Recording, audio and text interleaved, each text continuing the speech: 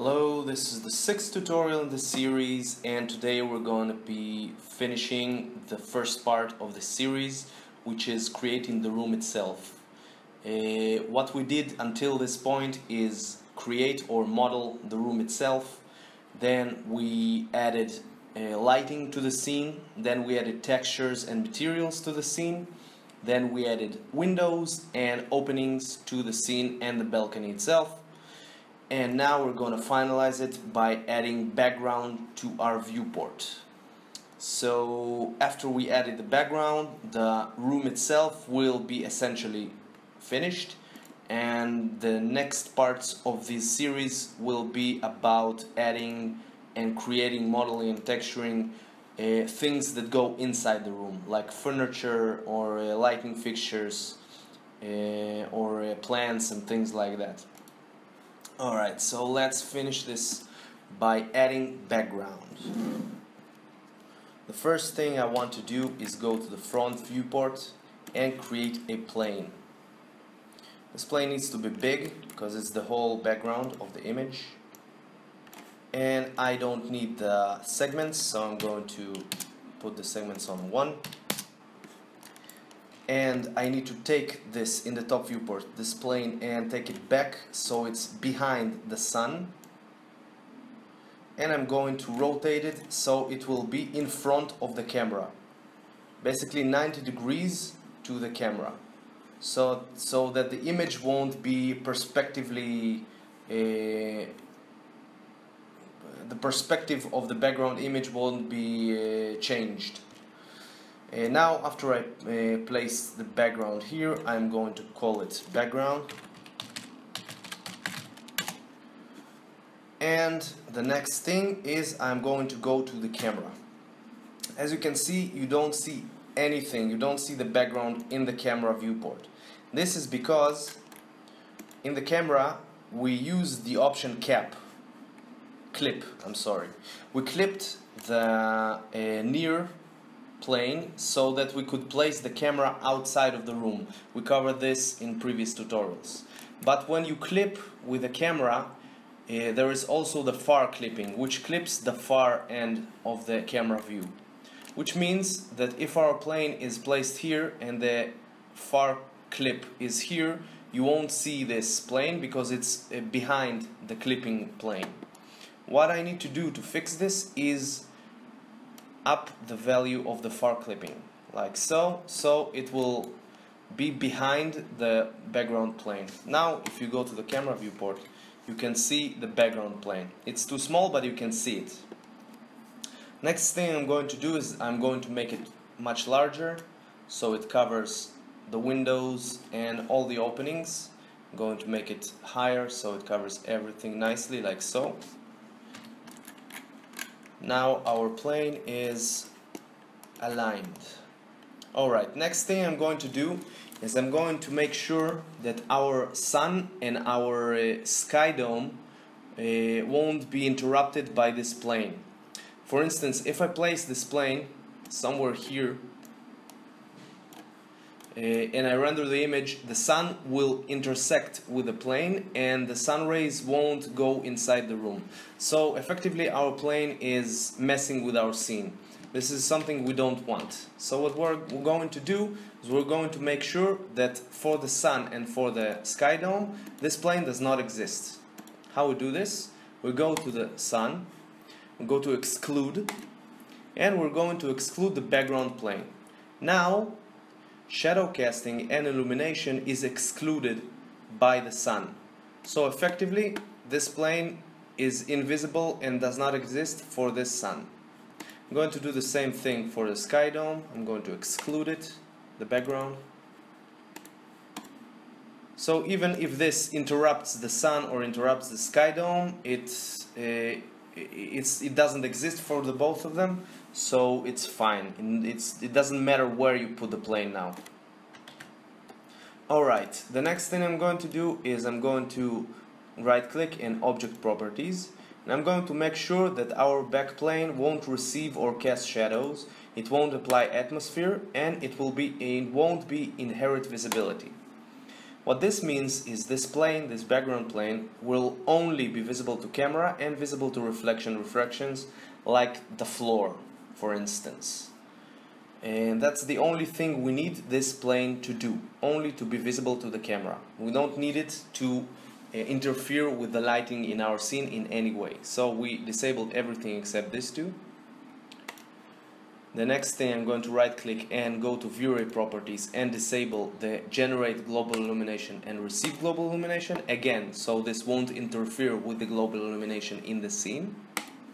Now this plane does not interfere with anything. Next thing I'm going to do is I'm going to add the texture to the background plane. In order to find a good texture for our scene, I'm going to search for country background. You can search for anything you like until you find the background you like. I like the backgrounds that are present when I click country backgrounds. So I guess I'm going to choose this one. This one looks nice for the lighting in our scene, which is a day scene. I'm going to save this on the desktop. You can save it wherever you want.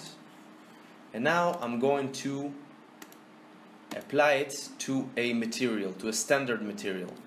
I'm going to explain in a couple of minutes why I'm using a standard material and not a V-Ray material for this. I'm going to use the standard. You can use which material you want because it's only a reference. We're not going to use it during rendering. I'm going to put in the diffuse slot the sky. Alright, I just downloaded. Now as you can see, it's on the material. I'm going to check the show shaded material in viewport so I can see the bitmap I just put here in the viewport. And I'm going to drag and paste it on the background. Now as you can see, there is a background in our viewport. I'm going to align it a little bit. I'm going to the perspective viewport, and as you can see, it's a little bit to the width and the length are not proportionate, so I need to make it a little bit higher, something like this. And I'm going to the camera viewport again. I'm going to take it a little bit up, not too much, because as you can see we have a balcony in our scene, which means we are on the second or more floor. So it can be like this because we're not on the first floor, on the ground level. We need to go maybe like this, so you can see a little bit of grass, the trees and skies everywhere, which is perfect for us. Alright, after I aligned the background, what I need to do is give it a real material and not the standard material we used, because if I render it as is, it will interfere with the rendering. The rendering, it might be okay, but it's better to use only V-Ray materials. The material I'm going to use for this example is V-Ray light material. What this material does is create basically a light source. So the same as this plane uses this V-Ray light emits light from it, this material emits light from it. So we're going to use this one because the picture we're using is perfect as is. We don't need to change it by adding shadows to it and things like that. We need to use the original image, and in order to do this we need to use it as a light material, because a normal material will receive shadows and things like that, and plus you can play with the brightness of the image if it's too dark, so that's good. I'm going to copy this in this channel. Now we have a light material with our image we need for the background, and I'm going to copy and drag it here. Now as you can see, everything is white now. This is the reason I use the standard material before I change it to this, let's call it background, to this V-Ray light material. Because for some reason, since Max 2012 and V-Ray 1.5, if I'm not mistaken, there is a bug that if you put a V-Ray light material in your scene, doesn't matter if you click this show shaded material in viewport or not, you cannot see the material itself. You see only a white plane. I don't really know why that is, but that's the reason I use a standard material in order to move the image and align it correctly, and then I change it to a V-Ray light material for the final rendering. Now let's try rendering a region here and see if the brightness of the background is what we are looking for, or we need to make it brighter or darker.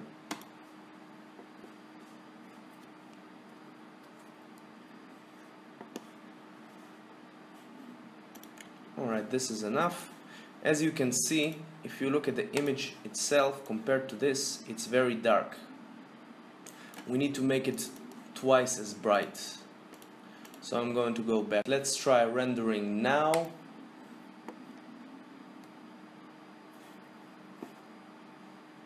Very nice. I think the brightness is okay. It's fine. Let's try looking at this side by side. Yeah, the brightness is fine. 2 as a multiplier of the light material is okay. And now, if we render the whole image, you will see the finished room.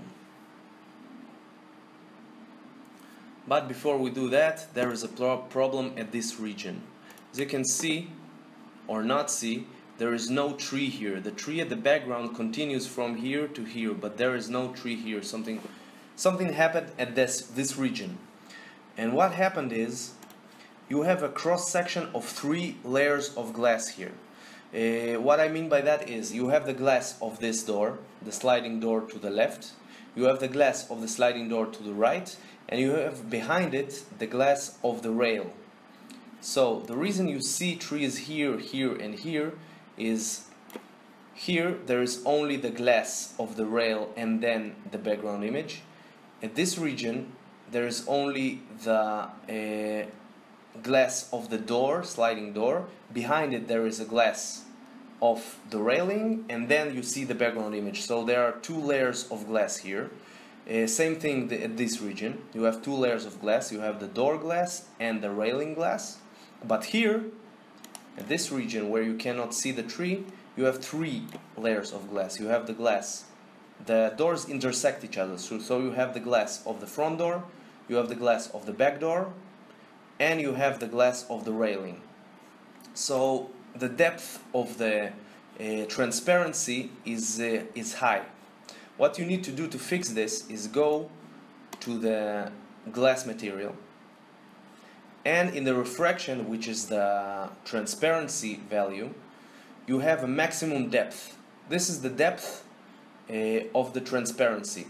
After this number of layers, we have only 3 layers here, so I don't know why 5 isn't enough, but doesn't matter. After a certain number of depth of layers of glass one on top of each other, the refractivity stops working, so you don't see the background itself. To fix this, you need to up the maximum depth value. Let's make it 10. And now if we render it, you can see the tree behind it, so it's fine. So if you have problems with refraction, with transparencies in your scene, that materials or things do not come through, the problem is probably the maximum depth. So just make it higher. Of course, it makes the rendering time higher. The higher this value, the higher the rendering time. So make sure to up this only if you have problems in your scene. Same thing about the reflection. If you have corrupt reflections in your scene, or something doesn't reflect correctly, maybe you have many layers of reflection in your scene and the depth, maximum depth, is not high enough. So just up the value. Alright, let's try rendering the room as it is now.